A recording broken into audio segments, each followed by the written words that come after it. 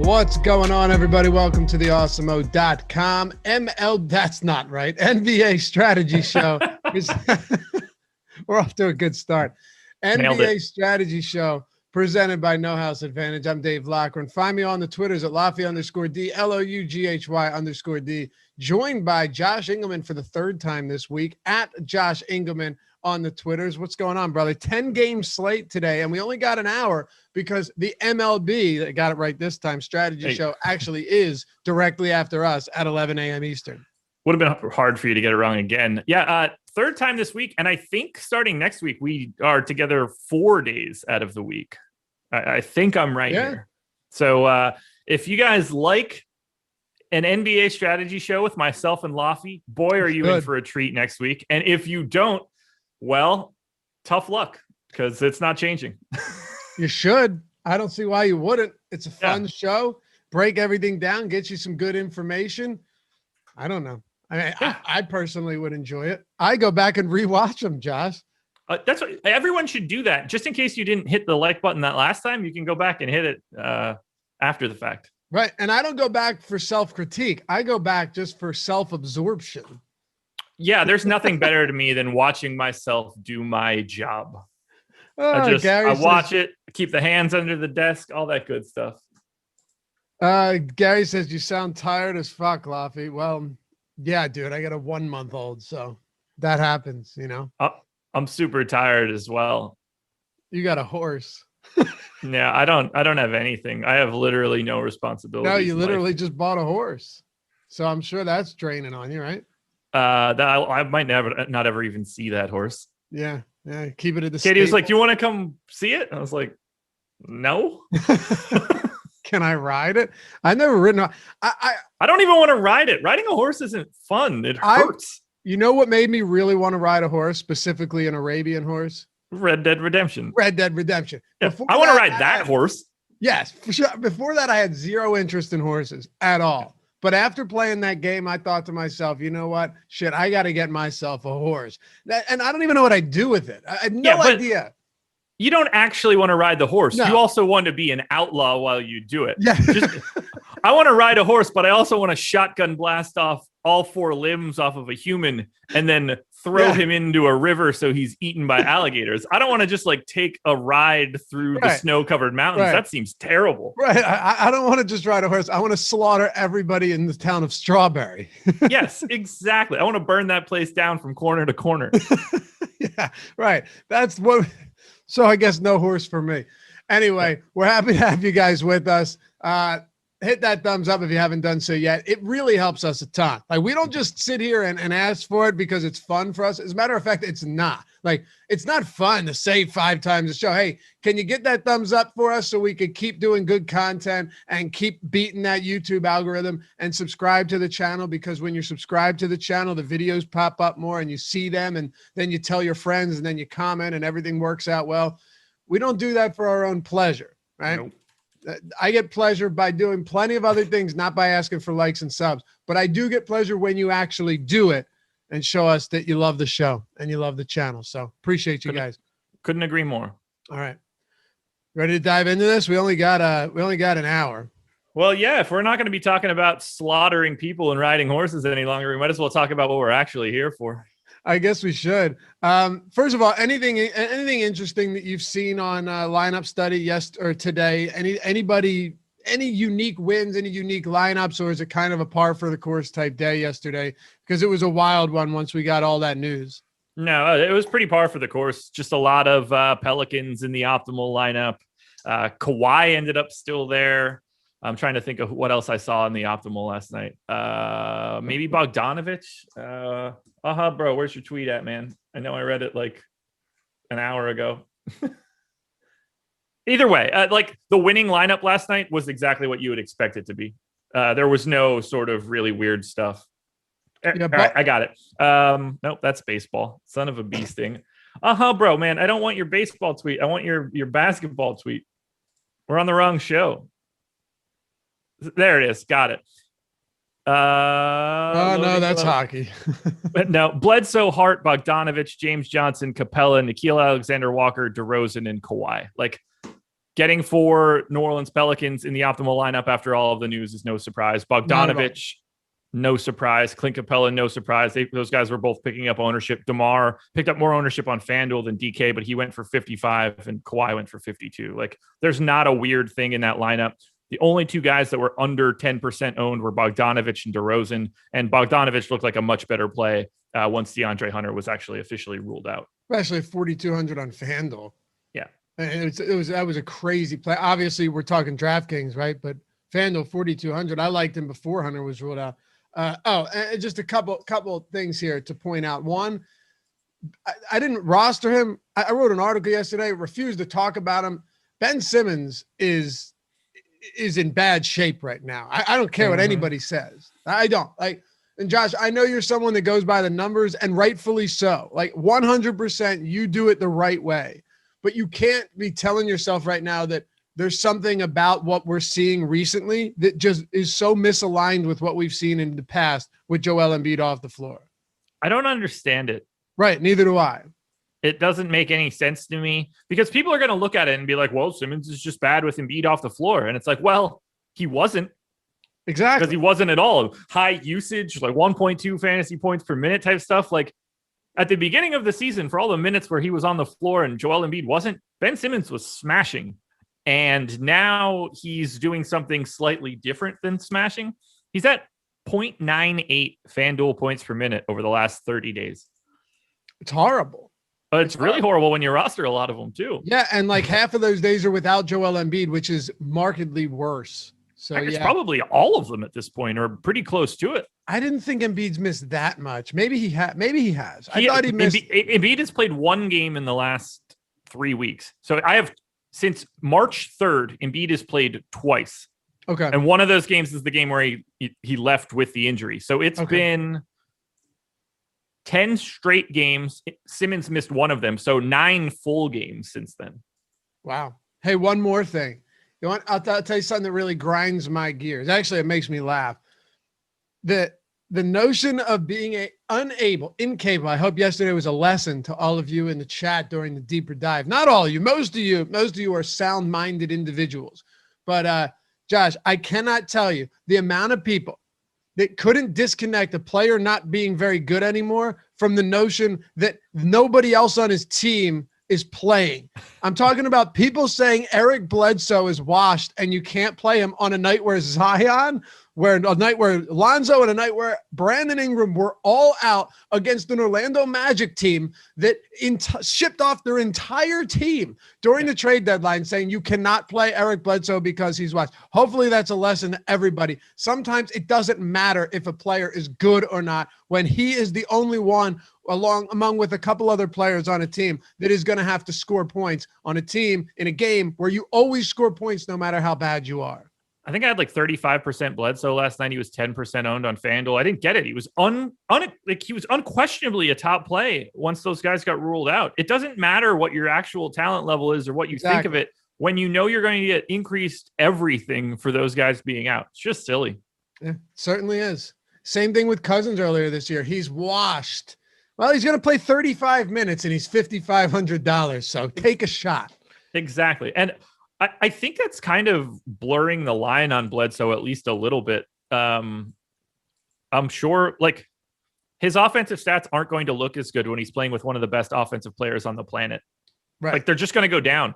Zion has been insane this season offensively. He's as efficient as it gets. Like, has Bledsoe been not good? Yeah, probably. But he's like an average basketball player. You got to throw the biggest thing that you can do for evaluating players is to throw their contract value in the garbage when you're trying to evaluate how they are. Because Eric Bledsoe can be wildly overpaid and still good at the same time. Yep, certainly. Yeah. I mean, and Aaron Gluck says, to be fair, Cousins is washed. But you have to get past the notion that somebody being washed means they can't have a good DFS game at the right price in the right situation. So if there are a ton of players out, specifically the guys that do the most damage, have the highest usage on a team, right? And your price is reflecting a player that is washed, it doesn't add up, right? So you have to take advantage of that. Does that make sense, Josh? You understand what I'm saying? Yeah. No, absolutely. Look, it doesn't matter how washed you are. If you're priced at 3,500 and you're going to go from playing 6 minutes to 34 minutes, right. I don't care who you are at that point. And going from 10% usage to 23% usage. Right. Yeah. Like I'll play anybody depending on the price. The price tag is the best piece of this information. Yep. If you are getting an increase in opportunity at the price you had before, that's what value is. All right, we got 15 minutes. Let's put in some work here. Before we do, the starting 9 promo is still active. It gets you 9 days of MLB content, all of our MLB Awesemo Plus content for just $9. That's a third of the month for $9 using the promo code starting9, STARTING, number 9, all one word. Okay. Ownership projections, player projections. And the biggest thing for me, the top stack tool. I absolutely love this tool. Josh loves this tool. We all love this tool. It kind of reinvented the way or made me reimagine the way I look at DFS baseball for sure. The top pitchers tool, which takes all of the probabilities into account. There's so much, and we only have so much time on this show. So I'd urge you to at least check it out because I don't have time to go over everything. It's starting 9. It's $9. It's 9 days. Awesemo.com/promos will get you where you need to go. So check that out. If you have any questions, hit me up. I'll be happy to help you, but it's good through the 9th.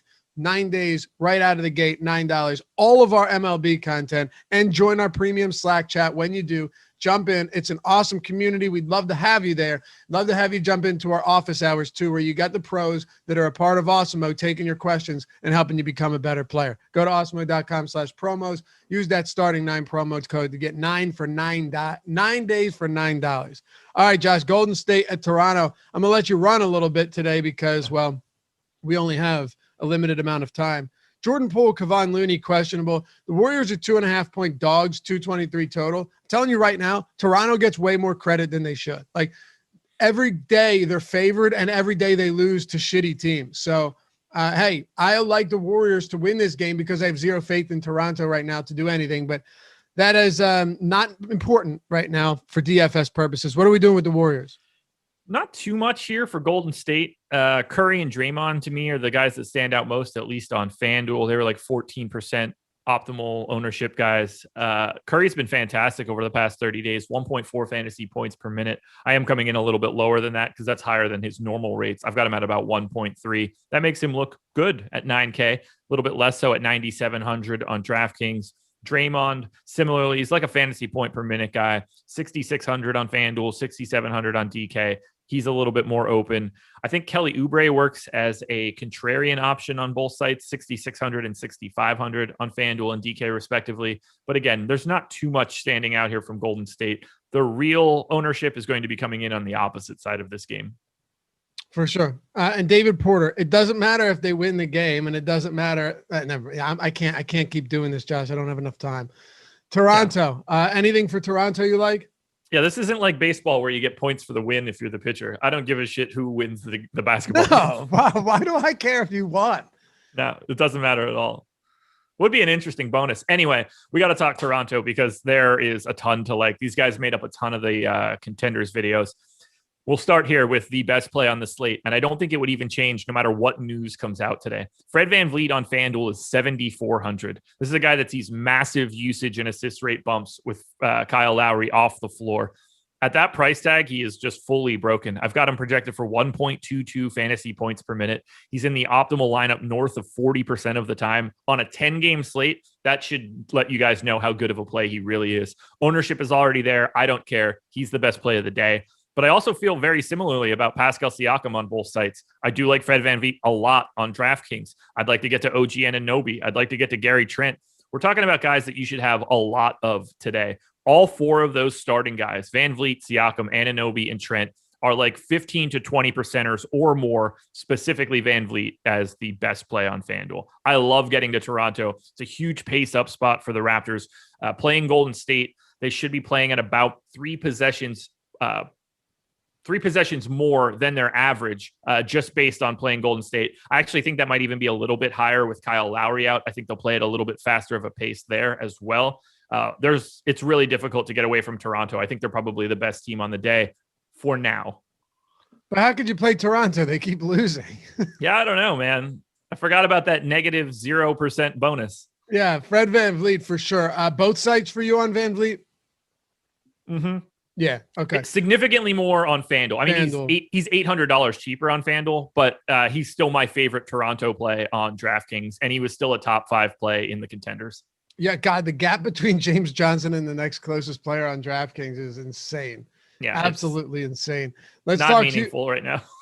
No, Houston and Boston. You have the Houston Rockets 11-point dogs, 224 total. John Wall's questionable for this one. Tristan Thompson on the other side is out. Houston, is there anybody that you think needs to be in lineups today against the Boston team that, to be fair, has a reputation for being a good defense, but they have not been a very good defense this season? I don't know if that's enough to like this horrible Houston team today, but you can let us know. I like Christian Wood for 8K on FanDuel. I don't have a problem getting away from him at all. That just seems like a decent spot. Somebody's got to do something for the Rockets. I have John Wall in right now. I'll probably like Wood even more if he ends up being out, but Wood on FanDuel at 8K looks solid. Porter and Wall, I think, are rosterable, but there's no ownership coming into this Houston team, and I'm not really sure that it should be. I like Wood, Wall, and Porter on DK as contrarian options, but Wood on FanDuel is the only thing that I would call a priority. What if Wall is out? Do you go to Kevin Porter here at a mid-range price point? Yeah, he is going to pop up a lot more. Nothing too crazy, but just he then becomes like a firm part of your core today, a guy that you'll get in that 15 to 20% range. Yeah, that probably opens you up to like a little bit more of Sterling Brown or maybe DJ Augustine, depending on the price, 4,200 on DK. It's really not going to create all that much value because some of these guys are just truly bad either way. On Boston, Tristan Thompson's been out for a while now. Yeah. He'll take a cardiac test today. That just doesn't sound great. With the hope of gaining clearance to return to game action next week, Chris Forsberg of NBC Sports Boston reports. So you've got Jaylen Brown, Jason Tatum, Kemba Walker, Robert Williams, Marcus Smart, Evan Fournier. This team looks a lot different than it did earlier in the season. Just adding Evan Fournier, getting Marcus Smart back, having both Tatum and Brown and Walker all healthy at the same time. We haven't seen anything like this, Josh. How does it influence them from a DFS standpoint? And does it make them overall a less appealing team? I'm actually a little bit higher than the public is right now. So Robert Williams for 6,600 on FanDuel, 6,700 on DraftKings is, to me, the clear best option. And that is borne out in our ownership. He's projected for somewhere in the 20s on both sites. I think that is fully warranted. His upside is massive. This spot is perfect. Christian Wood is not good defensively at all. So I think that is even more in Robert Williams' favor. But I'll happily get to like $7,700 or $7,900 Jaylen Brown, especially if he's going to be in single digits in ownership. I'd happily take that same shot on Marcus Smart or Kemba Walker. These guys are all in single digits in ownership. And against Houston, I expect one or two of those guys to actually have pretty nice days, or at least they should. So to me, Boston's lining up as a really nice contrarian option for a 10-game slate. And I didn't think that I would say that, but I'll never have any issue taking Brown or Tatum. We can include Smart in this one, or Kemba Walker. These are more than a fantasy point per minute guys that play 34, 35, 36 minutes in competitive games that aren't picking up any ownership. Those are the kind of guys you should be rostering more in GPPs, not less. Okay. Yeah, and you worry about blowouts, but we've just seen it way too many times where a double-digit spreads result in the team losing or result in it coming down to the wire, or they blow them out, but it's not until late into the fourth quarter when they finally get things together. So, it's just not something to pay that much attention to. And one thing about blowouts that I don't think that gets talked about enough, and I do want to hit on it quickly, even though I know we don't have a ton of time. There are two different kinds of blowouts. There's the blowout that happens because your offense goes crazy. And then there's the blowout that happens because the other team's offense is terrible. Yeah. That one sucks. If you're just playing your average game and the other team can't score, that's a bad blowout for you. But if you're having a blowout because you're having an outlier shooting day the good way, that's a good blowout because you're getting those fantasy points. Yep. And yeah, you're having an outlier day offensive wise, shooting wise, but the other team is still shooting normally and not just completely dead. We saw that with Milwaukee the other day. I think with Giannis out, right, against the Pacers. Like Indiana still dropped 100 some points, but Milwaukee Milwaukee had like, what was it, 130 something in regulation because Drew couldn't miss and Bobby Portis couldn't miss. That's a good point. Yeah. Like that's another instance where they could only play 30 minutes, but you've done 4 quarters of work in 30 minutes. Right. You've already hung 110 points in those 3 quarters. Yeah, too. Right. Exactly. Dallas and New York. Let's talk about the Mavericks. Pretty healthy team right now. On the other side, New York, not so much, but all of these guys outside of Mitchell Robinson could end up playing. Barrett and Derrick Rose are questionable, but of the high-priced guys on this slate, you've got Giannis Antetokounmpo, you've got Luka, you've got Karl Anthony Towns, you've got Dame Curry, Julius Randle, Trae Young, but the only 2 guys, well, actually DraftKings, you got 3 in that 10K range. Luka's sandwiched in between Giannis and Towns at 10-7. Where does he line up for you against all of the rest of these top price guys against the New York team that you and I talk about it all the time? They play slow as hell and they play pretty good defense. I think they all look really similar today. Giannis, Luka, Towns. I don't even really have much of a lean between them all. I had Luka show up in the optimal 14% of the time on FanDuel, just 6% on DK. On Milwaukee, like if we're just looking at Giannis is 14-5. So basically the exact same numbers. Minnesota for Karl Anthony Towns, significantly lower just because he's a center on FanDuel. So that changes it a little bit. But similarly on DraftKings, I don't want to say that I'm largely uninterested in the pay up options because that's not the right explanation, but I don't see anything that's really separating the pack for all of them. If anybody gets a ton of ownership, cool, I'd go the other way. But we have Luka at 8.5% owned on DK. And I think that's perfectly appropriate for this game. There's not a lot that stands out other than Luka on FanDuel, Josh Richardson, I guess, on DK. He's the only Dallas guy in double figures in ownership on DraftKings. I tend to agree with it, but it's really difficult to prioritize Dallas. This is just such a bad New York Knicks matchup. They are the slowest team in the league, 96 possessions per game. That is dead last in my data. And Dallas is the 5th slowest team. This is not a good DFS game. You should largely avoid it. Yeah, it's ugly. 213 total. There's not a lot to feel good about. Maybe if Barrett and Rose are both out, there's something to consider, Josh, but I'll let you handle that. Julius Randle has been one of the better players this season, and his price reflects that for sure.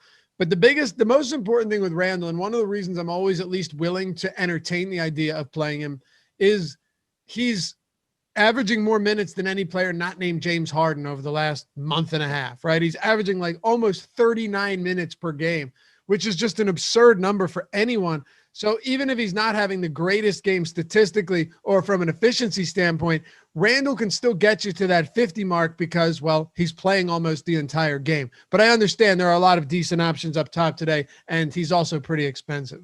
Yeah, like I think he looks fine for 8,900 on FanDuel. You would think he would be a better value, but just because of how slow this game is, 213 total, pretty clearly the lowest on the slate. I can't prioritize Randle. I think the rest of the Knicks are fully unplayable on FanDuel right now. $4,700 Derrick Rose today on DK, though. If he's playing, that's a value option you need to look at. And that's not all that surprising. $4,700 for Derrick Rose is just too cheap. If he plays, I assume he starts. He plays 26 to 28 minutes. I'll take my shot on those shots. But this is a game that is going to have very little of my exposure. Yeah, and then another thing is, like, if Barrett's out, is Alec Burks the one that benefits from it? Because his price is already up. I don't know who would it be. Reggie Bullock to get a few more minutes. It's tough to look at any of these guys and think that they would be benefiting enough, especially under a Tom Thibodeau regime, having no clue where he's going to go. That I don't really want to even make that guess in a slow paced game to begin with. No, you're hoping you get the guy that gets the extra minutes right, and he still has a good game in a terrible spot. Yeah, I'm out on it. Theory. Yep, it is. Yeah. You got to get them both right. Was always Ben. Ben's thing is you got to get the fact that the outcome is the way you're expecting in terms of minutes or in terms of playing time, and then they have to actually play well. And on this team against the Dallas Mavericks, I don't see it. You want to move on? Sure thing. Charlotte and Indiana Pacers, 217 total. Hornets +4.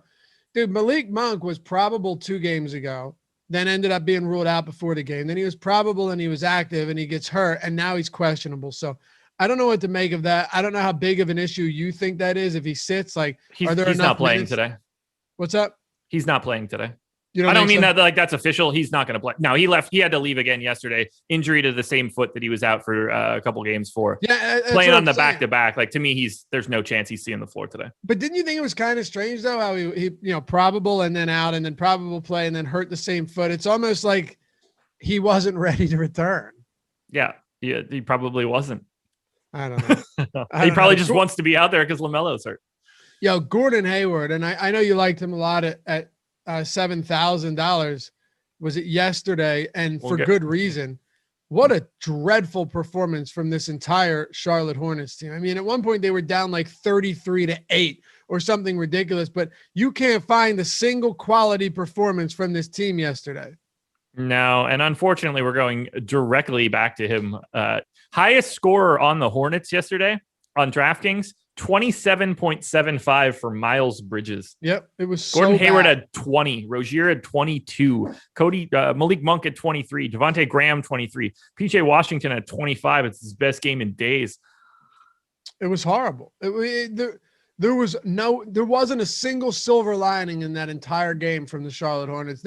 Dude, like halfway through, or 7 minutes into the second quarter, there wasn't a single starter that had more than 3 points. Well, guess what? Gordon Hayward is still $7K on FanDuel, and I would like to play him in about 20% of my lineups, as is PJ Washington at 5,200, another guy that I'll have in like 20+% of my lineups. Rozier and Devontae Graham seem fine.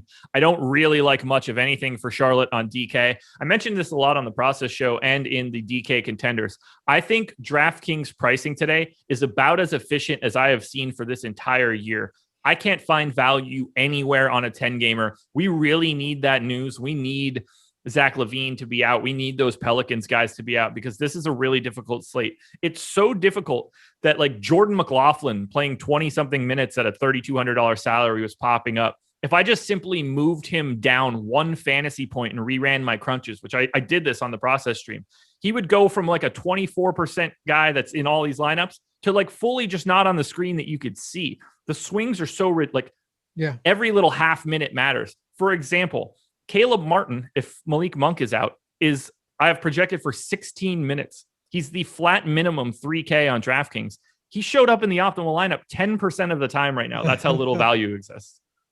That won't exist at the end of the day. But for right now, he would be like a guy you might have to play today. And you're just trying to illustrate how good DraftKings has actually done pricing everything today. Yeah, it's really, really difficult pricing. There's not a lot to squeeze out right now. Christian Lemons says, glad LMA woke up from that coma. Yeah, another example of a guy that we talked about being washed, but he got opportunity with no Kevin Durant, with no James Harden, with no Blake Griffin. And look what happened. I just didn't think he'd play that many minutes. Admittedly, I said it yesterday. I didn't think he'd play that many minutes because Nash said he's going to miss 2 to 4 games, and then he only missed 2. So I'm like, all right, he'll certainly be eased back into action. And he wasn't, Josh. I didn't think that he would play those minutes at all either, but that's to me, he was a different kind of washed. He has like legitimate problems in the labrum of his hip.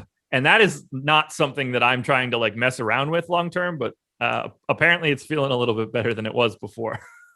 Yeah, tell me about it. And are you finally willing to throw in the towel on PJ Washington? I mean, my God. No. At 5,200 on FanDuel, I'm going to have a lot. Oh, God. Don't do it to yourself. He'll take 6 shots.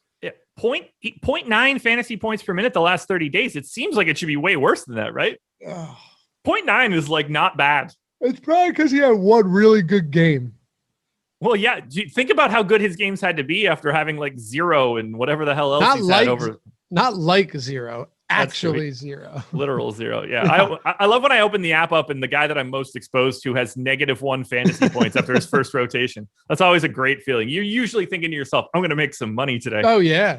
It's funny, too, because he had 25 fantasy points, played 44 minutes. God, it's just such a disaster. What are you doing with the Pacers? And do you have Sabonis in right now? Because that's a pretty big deal if he sits. I do have Sabonis in right now. I'm not doing too much with the Pacers. To me, they're largely properly owned. Sabonis and Brogdon both in double digits in ownership on FanDuel. I agree with that. I think that Justin Holiday for 3,800 on FanDuel is at least a little bit of a value play. Nothing too crazy. Brogdon, the only guy in double digits on DK. Again, I agree with that. Everybody else is in single digits, and I think that is all fine. I don't have a lot of standout options from Indiana. With LeVert here now soaking up so much usage and where the prices are for these guys, I think it's going to be a while before we find anybody from Indiana being like a truly amazing play until we get a day where Brogdon is out or LeVert is out and they can concentrate that usage again.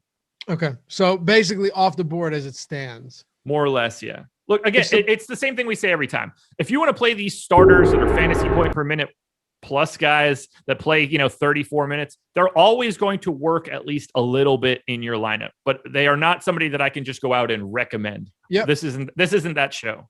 In one sentence, if Sabonis sits, what do you do? Oh man. So Turner is going to take a bit of a bump for me. I think that he just firms up a little bit. You can get into some really weird, like backup Goga Batatse run if he can get, 18 to 22 minutes. He's a 1.1 fantasy point per minute guy. But if Sabonis is out, then Karis LeVert, Malcolm Brogdon, the two guys that are going to see that big usage bump. And then I guess, like, who's going to play the four then? They've Sampson, baby. Is that who it's going to be? I think he'll get their rotation so much. Like he hasn't played in a month.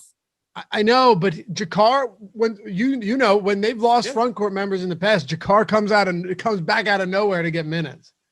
I mean, actually, the real answer is probably McBuckets. 3,700 on FanDuel, 3,800 on DraftKings. He plays 30 minutes in that scenario, and he becomes one of the best value plays on the slate. Yep, I think Sampson's back in the rotation though. I just don't think he might not. I think Sampson becomes the current McDermott, playing about 16, and McDermott plays the starter run. That would make more sense. I think you're right. All right, so we'll stay tuned for that. And the great thing is we've got the tip off, we've got the deeper dive, we've got live before lock, all of that stuff. 3 straight hours of NBA shows coming up, starting at 4 p.m. Eastern, all the way up till 7 p.m. lock. So you know where to be. It's essential today too. Like there's so much up in the air. Watching the deeper dive and live before lock is like required viewing if you're playing today. Yeah, if you're gonna play NBA DFS, you got to be there. You got to be with us for sure. And you got to hit that thumbs up too. I know this is a lofty goal because we got like 450 people watching, but Josh, I don't know. I think we could get to 200. Don't you think? We're 113 right now. I think we got enough good people, good lads in this chat to make it work. I had more thumbs up on the process video before I started than I had actual people sitting in the show. I had 100 people at one point with like 80 likes. My morning crew is amazing. And you know what it is? It's the group of people that are ride or die, that are there, and the first thing they do is hit that thumbs up. It's not surprising that they're the same people at Awesemo that always do that for us. It's not surprising that they'd also be there for a 6:30 a.m. show. Like you see that correlation? You know what I have such a great crew in the morning, man. It's like I love waking up for that show. No, cool, everybody's in a good mood. Everybody's like really complimentary. Like everybody's having like a really nice conversation. We're all sharing our coffees in the morning together. It's a good time. Just full disclosure, I would hate it. I would be in the worst mood. I mean, I'm at my peak, man. I'm at my peak.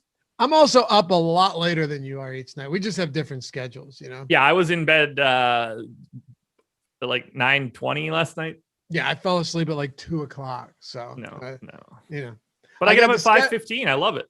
I got the schedule going with the wife though. It's not bad, right? So I'll tell her to go to bed at like 9. I'll stay with the baby. I'll go on my computer. I'll watch basketball. I'll research crypto, and go on Top Shots, all that fun stuff. Feed her last time like 1:30. Keep her right there till 2:00. Go up, and then I'll sleep for like 6 hours. It's not that bad, But it's you got to do it later. It wouldn't work for you, but I like staying up late anyway. So I don't mind staying up late. It has to be one or the other. Like I can't.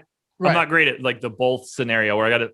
Like I wouldn't want to do this show and to be up late at the same time. Right. So it's not that bad, honestly. I mean, you're doing the process show anyway, but I'll say this much. It's nice to have some time to myself. So I like being like, just go up to bed and go get some sleep. Yeah. Meanwhile, you're just like, hey kid, just be asleep for like 2 hours while I research whatever rabbit hole I'm going down. That's it. Yeah. I just want to research. Please don't have a shotgun blast of crap all over me in the next 15 minutes. Minnesota, Memphis. Is there anything at all for the Minnesota Timberwolves today as 6-point dogs that you like here in a 231 total game? Pretty high total. And by the way, last thing I'll say, Jess, have you noticed we've had a lot of really low totals lately? Yeah. A lot. We're slowly coming down. It's the dog days of summer or whatever we want to call it. It's not summer.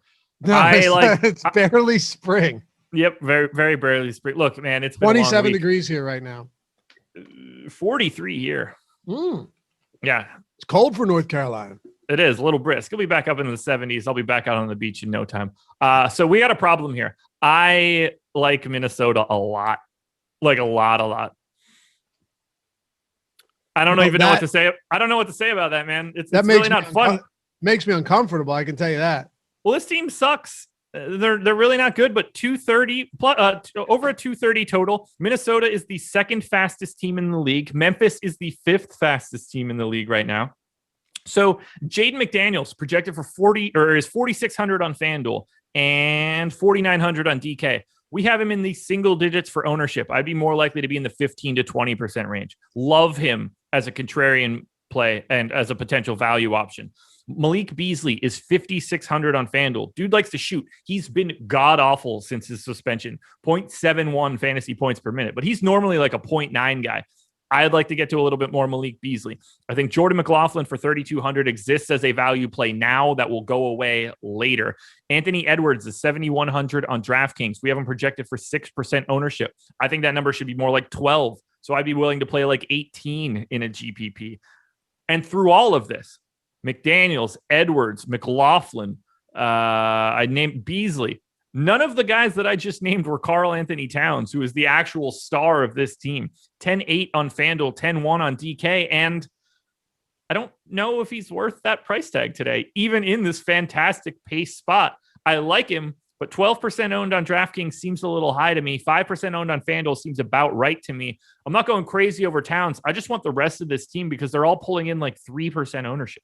I actually get it, and it's a pretty convincing argument, right? The McLaughlin, or I'm sorry, the Jaden McDaniels one is something I've been really monitoring recently, seeing if he can do anything with those minutes and if those minutes would be sustained. He's played 33, 36, 38, and 36 minutes over his last 4 games. So, and this is a monster pace up spot. Yeah. So sometimes that's all that you need. I'm okay with it, man. I think that's solid. You're not going to get ridiculous usage from him, but you'll get some 3-point attempts. You'll get double-digit shot attempts, and hopefully he'll fall into some peripherals. He's pretty cheap. And as you stated earlier, there's no value anyway. Yeah. And look, again, he's 7% owned on FanDuel and 3.3%. He's 3.5% owned on DraftKings right now in our projections. And I had him come up in my optimal lineup 17% of the time. I like that disparity is bonkers to me. Can you get to anything on Memphis? You certainly can. One of my favorite plays of the day is on Memphis, actually. Where are you going? John Morant's already getting the ownership, though, but he's 6,800 on FanDuel. Projected for 25% ownership. I had him at 26, so I love it. I like getting to him on DK as well at 7,600, but it's certainly a much better price on FanDuel. The fact that he's under 7K is kind of wild to me. I'm in just because of this matchup. It's not like Minnesota's slowing him down. But you can get to now. The Grayson Allen news will be important. Brandon Clark is in after he missed his last game. If Grayson Allen ends up out, I think Dylan Brooks looks a little bit better. I already think he's underowned. I think Grayson Allen at 4,200 on DK is actually a pretty nice value play that's underowned. Maybe you can get to a Melton or a Bane if Grayson Allen ends up out. But I think those guys are really tough to rely on. You'd be more likely to go to Melton because there's an actual ceiling there. But I'm happy to get to Grayson Allen. I'm happy to get to Slow-Mo at 5,400. This game is just really appealing. It's not a great defense for Minnesota, and it's 2 of the 5 fastest teams in the league. I don't know why they're not getting more ownership. This seems like the perfect spot. This is like a Coors game. Really?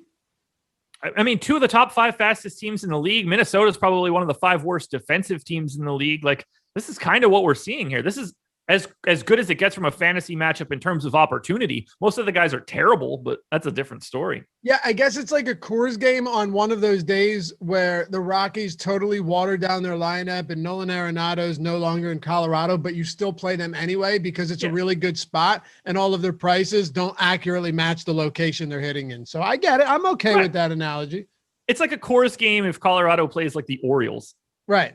Yeah, exactly. By the way, one word answer, snap answer. Don't think about it. Will John Morant be a superstar? No. Yeah. Good answer. I don't know what your definition of superstar is, but no. A superstar.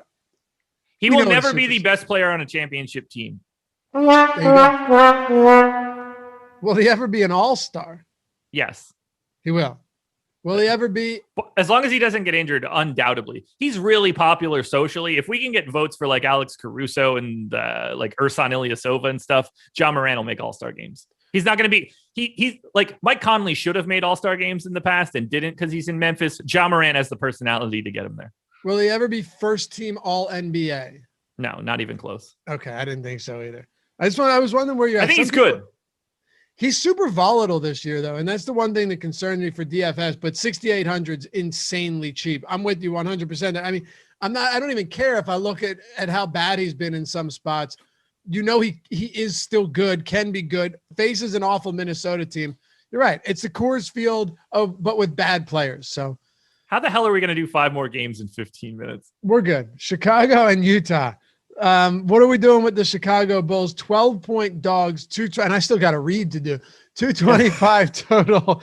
Zach LaVine, Kobe White question. Well, just give us the breakdown, Josh. If they play, if they're out, it's big stuff here. It's contingent upon LaVine's status. Yeah, so this is basically meaningless right now if they both play. If they're both in, I think Patrick Williams at 3,600 on FanDuel is a broken price tag. You play Patrick Williams on FanDuel no matter what you hear about Chicago today, other than Patrick Williams isn't in. I have him in 20% of optimals. That's why we have very little value. Same story on DraftKings at 4,400. You play Patrick Williams no matter what. If LaVine and Kobe White are in, I don't find this team all that interesting either way. If LaVine and Kobe White happen to be out, I think Troy Brown at the flat minimum on both sites may have an opportunity to get some additional minutes. Denzel Valentine is 3,500 on DraftKings. Saw a big bump in run this last time out with both of those guys out. He becomes a value play. And then Vooch is 8,800 on FanDuel, 9K on DraftKings. You have to assume that he gets a ton of additional usage and run, particularly in a matchup up against Rudy Gobert. They're going to at least need a legitimate center out there. So I would go pretty heavily to Vooch, but I don't find Chicago all that interesting because Utah's really good. Bro, this is a 40-point game tonight right here. This is going to get ugly, but I'm not sure how much. Especially if they don't play. Oh my God. Yeah. The line's going to be like 18. I liked, and you're not that's not hyperbole, by the way. Like it probably will be. I like the Bulls or I like the Suns to cover. I think it was like 6.5 against the Bulls the other day. And I got that before the Zach LaVine news. Josh, you know how good I felt about that in Phoenix? And you should have felt pretty good. I should have felt great until the Suns didn't cover. So, yeah. Do you like anything from Utah with Donovan Mitchell? You heard about this whole flight thing, right?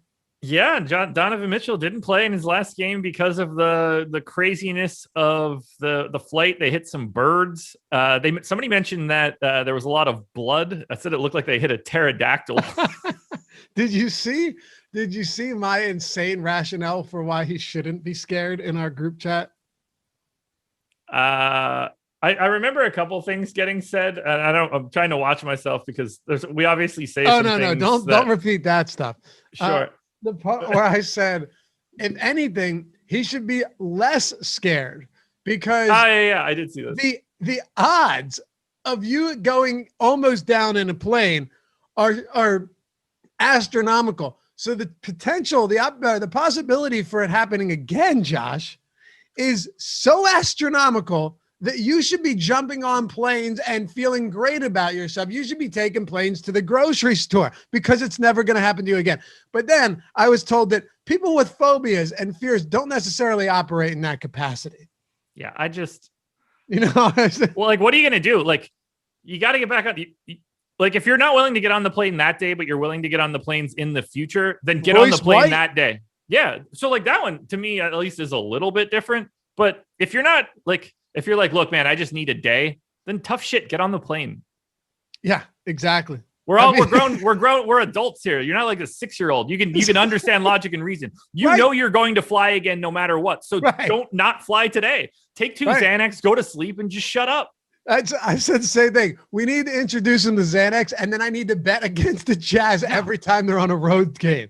Take 2 Xanax, drink a cocktail, and go to bed. It's not like you're flying coach in the back of some like Spirit Air. Right. Good God, you can't be more comfortable in one of those planes. Right. You're Donovan Mitchell. You're not Rudy Gobert. You're not 7 feet tall in this plane either. Carl, They probably have a bed in their plane. Oh, yeah. So you saw some blood. We get it, right? This isn't like the Leonard Skinner situation where they grabbed a plane that was like out of commission and had no gas in the tank. And crashed into the woods in Tennessee. By the way, check out the story of that drummer. They crashed. Everyone else is dead. And he walks to find someone. A dude who owns a farm sees him and shoots him after he just lived and survived the plane crash. Crazy stuff. Any other thoughts on Utah? You don't have to play anybody here. Okay. Atlanta and New Orleans. Dude, I don't know what to do with the Zion and Ingram and Lonzo thing. Do the same thing we did yesterday, right? If they're out. Yeah, we can't even talk about New Orleans right now. Whether they're playing or not, we don't know. If they're all in, you don't play anybody. If they're all out again, you play Nickeil Alexander-Walker and you play Eric Bledsoe. Dummies, don't overthink it. It doesn't matter if he's washed or not. You just play him. You play Josh Hart. You play, I don't know, Steven Adams is in play if those guys are out too. We don't know. That's why you watch the deeper dive and live before lock. For Atlanta, I think it's a little bit different, although Trae Young is questionable and somebody else is probably questionable. I like Trae Young and Clint Capella a lot today on FanDuel. Trae Young projected for 34% ownership on FanDuel right now. That's a big number. Very big number. David Porter redeems himself, says his steals go way up on Zannies. Some people will understand that is a very, very good joke right there. Do you have anything for Atlanta with John Collins and DeAndre Hunter already ruled out? Capella and Trae Young on FanDuel, and that's about it. Bogdanovich saw his price go up. He was at 4,200 on FanDuel, I believe. He's up to 5,500 now, so I don't think that the value is there any longer. Capella, though, is the guy picking up the most ownership, 7,800 on FanDuel, 8,100 on DK, and to me, the clear best option from Atlanta today, although I think he is also questionable. Okay. Bogdanovich, by the way, is his price still good on FanDuel? Not really. It's not good, but it's not like incredible like it was. Okay. 5,500. I think he's like appropriately priced. Wow. It came up 1,300 overnight. Yeah. Okay. So never mind then. Top options from this game for the Atlanta side. You said Trae Young. Clint Capella. Yeah. Clint Capella. Yeah. Clint Capella is in a great spot for sure. Yeah. Milwaukee and Portland. We're going to make this. We're good. Plus we got so many other shows throughout the day. Just be happy we're hanging out. We're doing a little preliminary research. Exactly. What are you doing with Milwaukee and Portland in a game that has a pretty nice 236 total, but Milwaukee laying 2.5 on the road?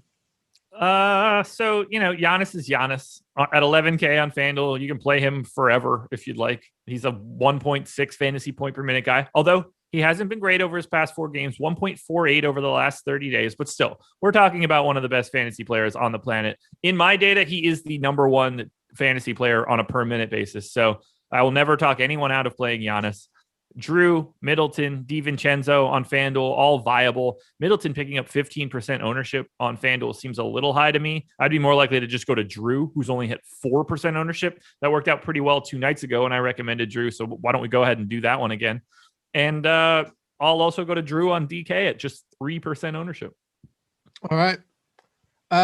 What else do we have here? Oh, real quick here. No house advantage. If you haven't signed up yet, many different reasons to do so. You've probably heard me say this before. But first of all, promo codes are the biggest thing. Get in, get your deposit bonus if you haven't done so. That is the way to start off on the right foot. Use the promo code Awesemo, $20 first match deposit bonus when you sign up and you download the No House Advantage app. They got games for everything you're looking for. NBA, MLB, NFL, PJ, all for cash prizes. It's peer-to-peer platform, player props, contest format. We had a couple screenshots sent to us the other day. People are crushing on them because all of the projections that we build out, that Alex Baker, Awesemo himself built out, are totally free at Awesemo.com. So is the optimal lineups tool at Awesemo.com. A lot of people don't know about this. So if you decide you want to make some extra money, you want to build up your bankroll, this is a great way to do it. And the lines are static, so they don't change throughout the day. If you consider yourself wise enough, sharp enough to catch on to this, to be able to use the tools and all of that, you're going to make money playing over there. There's just simply no doubt about it. Go to No House Advantage, download the app, use the promo code Awesemo for $20 match deposit bonus on your first deposit. All right, Josh, Portland. Dame, CJ, I guess this is a really tough spot. I thought it would look better given that 236 total, but this is kind of the opposite. When everybody is good and everybody is priced properly, you don't see the same sort of value. So $9,200 Dame looks better than $9,900 Dame on DK. 8,200 for CJ on both sites seems like a 10%er, but Kanter and Nurkic are basically splitting minutes now. I don't really feel comfortable going that direction. At some point in time, Nurkic is going to get more minutes, but I don't know when that's going to be. Norm Powell, 6,800 and 6,400. To me, that's way too expensive for him, even with, him being on, pretty large minutes with Portland. So it's really just Dame and CJ. And even then I'm relatively muted. One of those guys is going to get a steady dose of Drew Holiday, and that can't be a benefit. So whoever you think doesn't get Drew is probably the slightly better play. Okay, so we got 2 games to go here. The Lakers are on the road against the Kings, who, give them credit, been playing pretty decent basketball lately. Lakers 4.5-point dogs to the Kings. No LeBron, no Davis, obviously. Andre Drummond in his debut gets hurt. He's going to miss at least the next 7 to 10 days. Goodbye, toenail. So, and I put Anthony Davis out. I meant Andre Drummond out. So if that's up on the screen, I'm changing. We got that. Thank you, sir. I mean, Anthony Davis is out. Right. I know. But our boy Tyler Xander, he got it. Fix that for me, Tyler. Not that it really matters. Anthony Davis is out. Do you like anything from the Lakers? So not really on FanDuel. Kuzma's picking up almost 20% ownership. I think it should be half that. So I think he's a bit over-owned on FanDuel. And I actually have him projected higher than his last 30 days rates and higher than my normal rate. So I feel comfortable there. But on DK, Kuzma, Schroeder, and Montrezl Harrell, all in like the 15 to 20% range in ownership. I do think that those 3 guys are the guys that should be getting that ownership, but I think they should be more 10 to 15 than 15 to 20. I bet Harrell was really happy that he ripped that toenail off, though, because now he's going to go straight back to play in like 28 minutes a game. And then I guess it, in a weird way, keep your eye on Marc Gasol, 3,900 on FanDuel. He's unplayable for 4,700 on DK, but he's going to get 20 minutes, could potentially get more if something happens to Harrell. There's not enough value on the slate, or there's not enough value right now for me to like not say that, but I don't think that we'll be playing Marc Gasol in the long run. What's up with the bizarre injuries to Andre Drummond? Remember Avocado Eye last year? Or was it 2 years ago? No, that was last year. It was last year. Last year blends into 2 years for me because of the hiatus from COVID, I can't remember anything. It's all messed up. Yeah, I don't remember anything from the first chunk of that season. Like last year feels like just a bubble. You know what I mean? Yeah. And then everything prior to that in the same season feels like the season before, and I still can't wrap my head around it. So I think we drank our memories of the first half of that season clean away at the beginning of quarantine. Yeah. There wasn't a sober moment at all. No, man. I was drunk and baked like 24/7 because I had nothing else to do. It was enjoyable. Those 2K shows were fantastic. I'm ready for COVID 20, baby. Yeah, I'm not. De'Aaron Fox, Rashawn Holmes, Harrison Barnes, Buddy Hield, Halliburton, who needs to learn how to grab some rebounds and dish out some assists outside of one time every 10 games.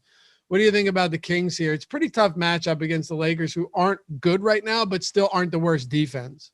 $8,900 De'Aaron Fox on DraftKings is incredibly good. No one on DK for Sacramento is in double digits in ownership. Fox absolutely should be. You should be playing significantly more De'Aaron Fox in this spot. 1.3 fantasy points per minute over the last 30 days looks good.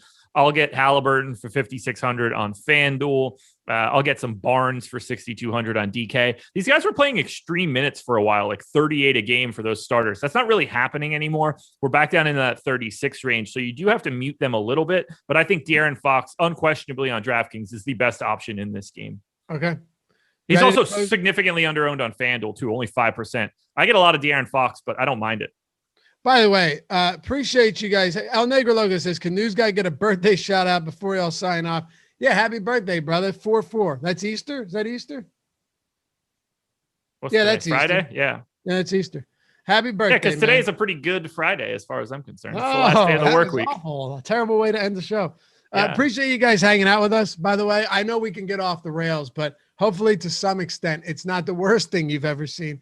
And hit that thumbs up one more time. We got over the 200 mark. That makes me happy. But if you haven't done so, subscribe to the channel, hit that thumbs up, and comment. If you're watching afterwards, after we go live, make sure to comment, say what's up, give your opinion, any takes you might have. I read all of the comments for sure, even if they're not very nice. News God, 42 years old, man. He used to send his news updates by Raven. Dude, you're really killing it to close this one out. By carrier pigeon. All right, what do you got for OKC? 13-point dogs, 219.5 total. Ugly game. Yeah, so Svi Mikhailiuk might be the best play of the day. He is 3,700 on FanDuel, and with no Lou Dort and no SGA and no Baisley and no Ty Jerome, Svi Mikhailiuk's going to play a ton. So he is the clear top value play on FanDuel. He's a good value play at DK at 5,200, but clearly you can understand how a $1,500 price difference makes these guys slightly different plays. Who I do want to play, though, Pokusevski is back, 5,300 on FanDuel, 5K on DK. He is my preferred Oklahoma City option. I'll be playing a little bit of Roby as I normally do. Moses Brown's price at 7,200 is about where it should be. He's not getting any ownership, so I'll play him because I think the upside's there. But playing Phoenix is a rough spot. So Svi Mikhailiuk on FanDuel, Pokusevski on both sides. Remember, everything that we have can be listened to in podcast form. Everything we've got.